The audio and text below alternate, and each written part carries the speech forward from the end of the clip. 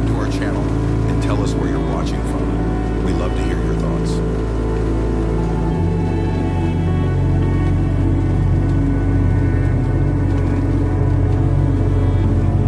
Blake Hartman wasn't the kind of man who stopped for anyone. A towering figure in Austin's business scene, he was the kind of millionaire who kept time on his Rolex and scheduled sleep like a board meeting. That morning, like every Saturday, Blake was leaving his usual brunch spot in downtown Austin. Phone pressed to his ear, mind already racing toward his next investment pitch. "Buy low, sell high, and don't let emotions ruin your margins," he said, stepping over a cracked bit of sidewalk. But just as he rounded the corner near Congress Avenue, something disrupted the rhythm of his morning. Something small, pink, and out of place. A little girl stood by a lamppost holding a cardboard sign that read, "Candy for $1, helping my mom." She couldn't have been older than 9. Her hoodie was oversized and dusty, the sleeves half covering her hands. The soles of her sneakers had separated from the fabric. In front of her, a battered shoebox was filled with slightly melted chocolate bars, lollipops, and some half-crushed peppermints. Blake paused, one foot still hovering mid-stride. He didn't do street charity. His donations were usually tax-deductible and delivered through foundations. But something about this kid gave him pause. Her eyes, soft brown, guarded but hopeful, looked familiar. Without thinking much, Blake dug into his pocket and handed her a crumpled dollar bill. "Here," he said quickly, "keep the candy." The girl looked up at him slowly. Her expression changed, and her small voice pierced through the bustle of morning traffic. "You look just like my dad," she said. Blake frowned. "What?" She stared a little longer, as if trying to be sure. You really do. My mom said he had kind eyes like yours. He died a few years ago, but I remember his face." Blake took an involuntary step back. He glanced over his shoulder, unsure of what to say. Something inside him, the part he thought had been buried under decades of ambition and boardroom battles, shifted. For a moment, the world got quiet, like everything had paused to hear those words. "You look just like my dad." Blake was about to respond, to ask her something, but his throat locked up. He turned around and walked away, quicker than before, almost tripping over a crack in the sidewalk. But as he reached his car and shut the door, the city noise returned, and with it, the thunder in his chest.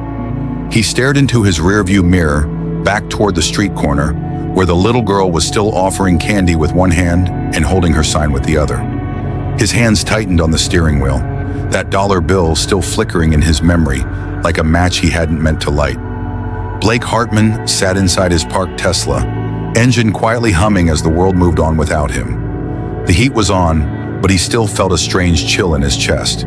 His fingers hovered over the navigation screen, his assistant's calendar open on the dash, blinking with alerts, meetings, calls, a business lunch. None of it felt urgent anymore. He couldn't stop thinking about the girl. "You look just like my dad." Blake rubbed his temples, trying to shake the unease. Maybe she just said that to everyone. Maybe it was a trick to get sympathy. But no, there had been something in her voice. She hadn't said it like a ploy. She'd said it like she meant it, like she knew. That was the part that rattled him. Her eyes, there was something eerily familiar about them. Not just the color, but the way they carried quiet weight. Sadness wrapped in strength. Blake had seen that look before.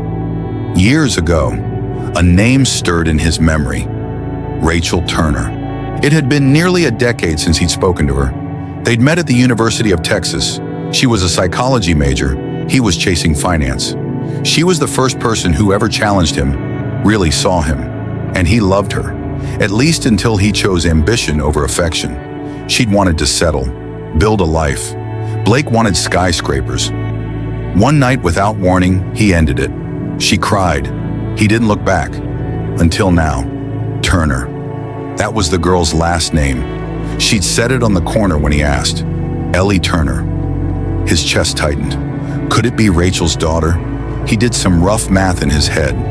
If Rachel had a baby right after college, Ellie could be 9, maybe 10. Blake's heart raced. He picked up his phone and opened the internet browser, typing in Rachel Turner, Austin, Texas. A few hits popped up, a Facebook profile long inactive, a LinkedIn account that hadn't been updated in years. Then an article, an old local piece about a waitress named Rachel Turner who sang jazz on Friday nights at Tommy's Diner. Tommy's Diner, the same one the little girl mentioned. Blake stared at the screen. He had to know. He couldn't just walk away from this. Not now. Not if there was even a chance. Blake threw the car in gear and drove back toward the street corner, hoping Ellie was still there. But as he pulled up, his heart sank. She was gone. The corner was empty now. Just the remnants of her cardboard sign crumpled near the trash can. The shoebox of candy, gone. No little girl, no clues. Blake parked and sat quietly, eyes scanning the street like a detective in a crime scene. He wasn't sure what he was chasing, but for the first time in his career-driven life, he wasn't looking for money.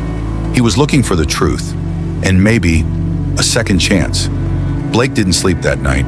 He lay in bed staring at the ceiling of his sleek penthouse overlooking Lady Bird Lake, his mind racing with questions that refused to fade. The girl had disappeared, but the look in her eyes, his eyes, stayed burned into his thoughts like a ghost that wouldn't rest. By morning, he'd made up his mind. He showered, skipped his usual protein shake, and drove across town to Tommy's Diner, the place the girl mentioned her mom worked nights.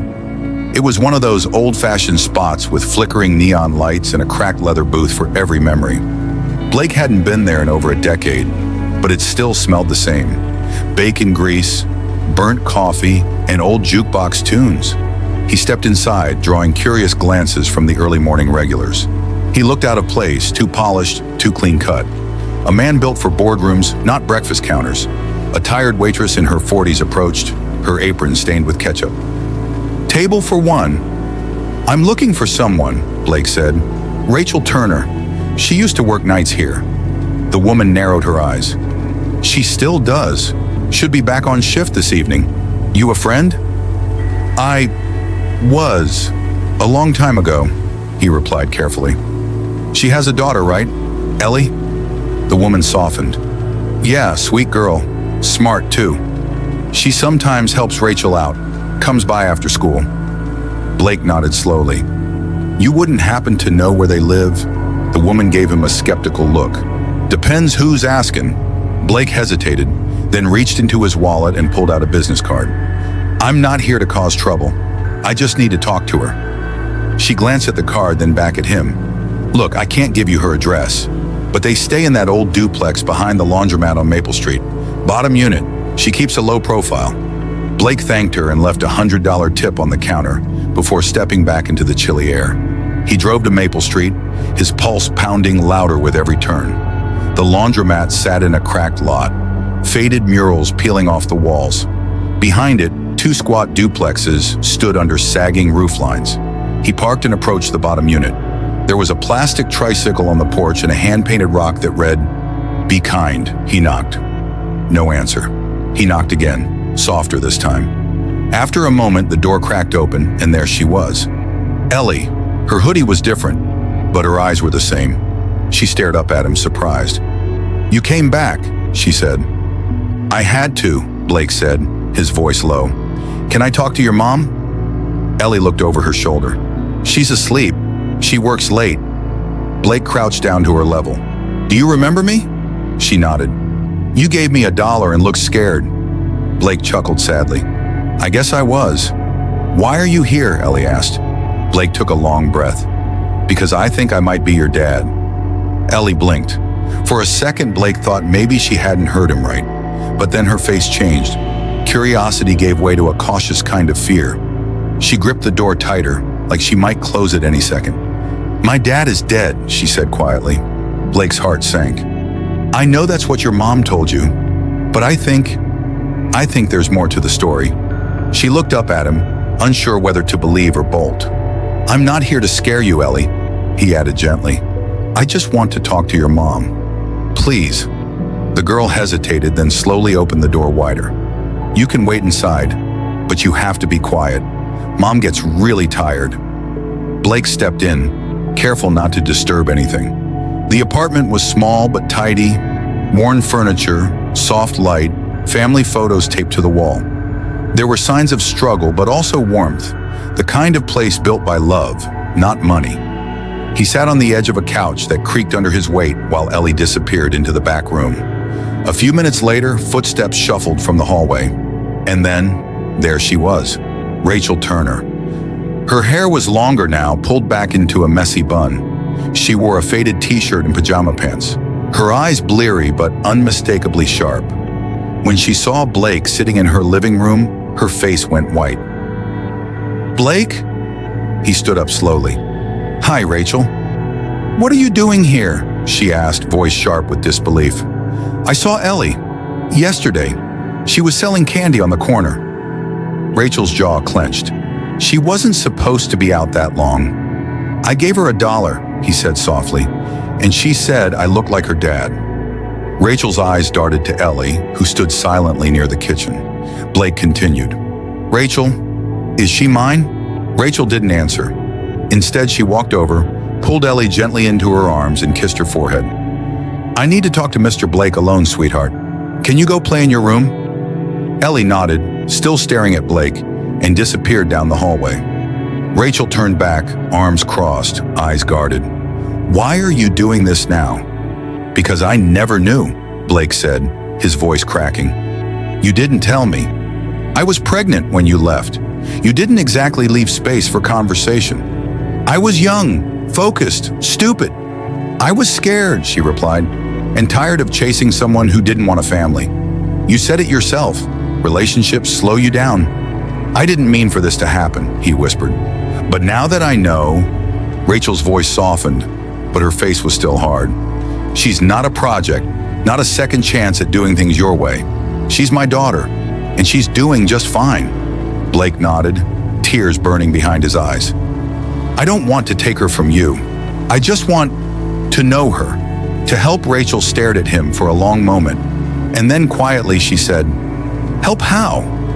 Rachel didn't move, her arms folded tightly as if they were the only thing holding her together. Her eyes searched Blake's face, looking for some kind of trick, some selfish motive hiding behind his concern.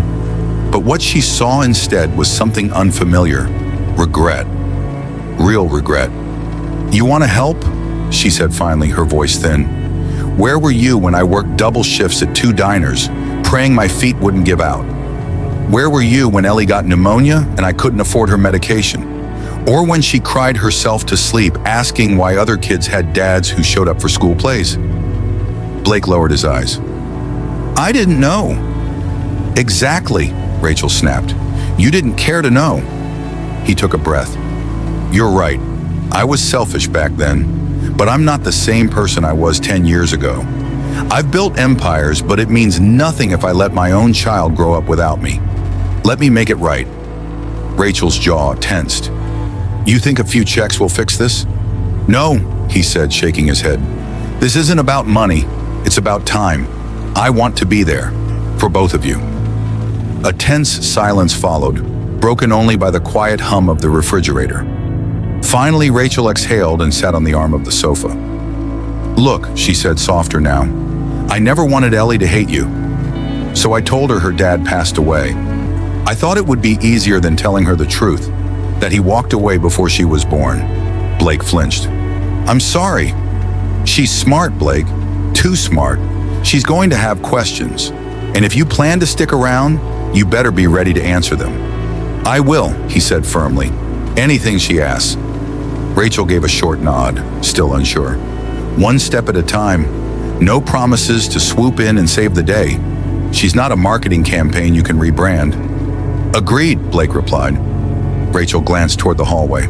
"You want to take her out for a hot dog or something? There's a park 2 blocks down. She likes to feed the ducks." Blake's heart leapt in his chest. "Can I?" "She already likes you more than most strangers. Might as well take advantage of it," Rachel muttered, standing up.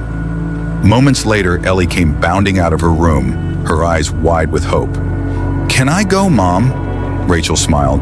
"Just don't let him talk you into eating too many chili dogs." As they walked out into the late morning sun, Ellie slipped her small hand into Blake's. "Are you really my dad?" she asked suddenly. Blake swallowed hard. "I think I am. But what matters more is this.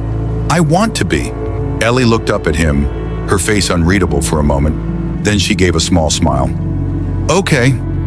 Blake and Ellie walked side by side down the cracked sidewalk toward Greenfield Park, a brown paper bag of bread crusts swinging in her hand. The sun had climbed a little higher, and the breeze smelled like spring, fresh grass, distant barbecue smoke, and a hint of city bus fumes. Blake wasn't used to this pace. Life for him had always been about meetings, deadlines, big deals. But this quiet stroll with a 9-year-old who might be his daughter felt more important than any boardroom win. They reached the pond, where a flock of ducks had already begun to gather like tiny feathery opportunists. Ellie plopped onto a bench and began tossing crumbs into the water, giggling as they fought over each piece. "You ever fed ducks before?" she asked. "Not since I was your age," Blake said, smiling. "Then you're way overdue." He laughed, easing down beside her. "You always this funny?" Ellie shrugged. "Mom says I get it from her, but I think I'm just naturally awesome." Blake chuckled again, then let the moment settle. A peaceful silence followed, broken only by the soft splash of duck feet in the occasional honk. Then Ellie's voice returned, quieter this time. "Were you really gone all this time? Like, did you choose not to be around?" Blake's smile faded. "I didn't know you existed, Ellie. If I had, I don't think I could have stayed away." "Why didn't Mom tell you?" "That's complicated," he said carefully. "But it wasn't your fault, and it wasn't fair. I missed out on a lot." Ellie tossed another crust, watching it float. "Do you have other kids?" "No," he replied. "I never got married. I always told myself I was too busy, too focused. Turns out I was missing the one thing that might have made me feel like a real person." Ellie looked at him. "Do you think it's too late now?" Blake swallowed the lump rising in his throat. "I hope not. I'd like to be part of your life, if you'll let me." She was quiet for a long time. "Will you come to my school play?" she asked softly. He blinked. "You have a play?" "Next Thursday. I'm the narrator. I had to audition 3 times." "I wouldn't miss it for the world," Blake said without hesitation. Her lips curled into a smile that reminded him so much of Rachel it hurt. "Okay, then you can be in my life." They stayed there for over an hour, talking about everything. Her favorite movies, her dislike of math, how she once beat a 5th grader at chess. When it was time to head home, Ellie held his hand again like she'd done it 100 times before. And as Blake walked her back to the apartment, he realized something. The billions he'd earned never gave him this feeling. This quiet, trembling, beautiful thing called belonging. Blake knocked gently on the apartment door, his other hand holding a small bouquet of daisies. Ellie had told him they were her mom's favorite. It had only been 4 days since their walk to the park, but something had changed in him since then. He'd woken up each morning looking forward to something other than profit margins or acquisition calls. Rachel opened the door slowly. She was dressed for the day, hair down, a soft sweater hanging off one shoulder. Her eyes landed on the flowers, then on Blake. "For me?" she asked, raising a brow. "For both of you," Blake said with a nervous smile. "And I brought dinner. Hope you two like pasta." Rachel hesitated, then stepped aside. "Come in." The table was already set, just 2 mismatched plates and a jar of tap water. But when Ellie saw him enter with the food, her face lit up. "You came back. I told you I would, didn't I?" he said, kneeling so they were eye to eye. Rachel helped him unpack the takeout containers, and the aroma of garlic and herbs quickly filled the apartment. They all sat down together, laughter spilling between bites of spaghetti and soft rolls. For a moment, it was easy to forget the years lost, the pain buried beneath years of silence. After dinner, Ellie cleared the table without being asked. "She does that every time she's happy," Rachel said under her breath. Blake looked over at her. "She's something else. She's strong, resilient," Rachel replied. "She gets that from me, but her heart, I think that's you." He looked down, humbled. "I don't know how to thank you for letting me in." "I'm not doing it for you," Rachel said honestly. "I'm doing it for her. She deserves to know her father. And maybe we both deserve a chance to heal." He nodded slowly. "I'd like to keep showing up, not just with food or money.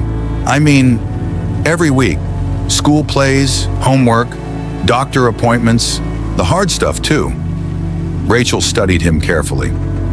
Okay, then we'll start with the play on Thursday. Ellie returned with a small drawing in her hand and gave it to Blake. It was stick figures, one tall, one medium, one small, holding hands under a tree. "This is us," she said. "I drew it after you left the other day." Blake stared at the drawing like it was the most valuable thing he'd ever received. And in that moment it was. "Can I keep this?" he asked. She nodded. "Put it somewhere important." He smiled. "I will, right on my desk." Later that evening, as he stepped out into the cool night air, Blake realized he wasn't going home to an empty mansion. He was leaving something even better behind. Hope. A new beginning. And maybe, just maybe, a future where he wasn't just the man with the money. He was Ellie's dad now. And this time, he wasn't going to miss a single moment.